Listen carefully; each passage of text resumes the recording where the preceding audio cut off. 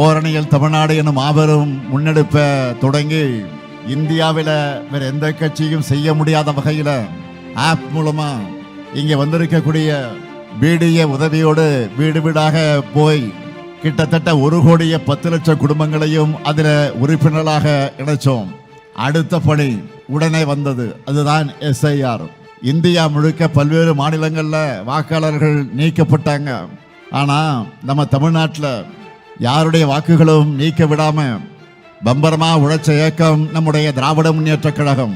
இப்படி கேப்பே இல்லாம இடைவெளியே இல்லை. அடுத்து உடனே தேர்தலுக்கு தயாராக BLA 2க்களோடு சேர்த்து BLC BDAக்களையும் இப்போ சந்திச்சுக்கிட்டு இருக்கேன்.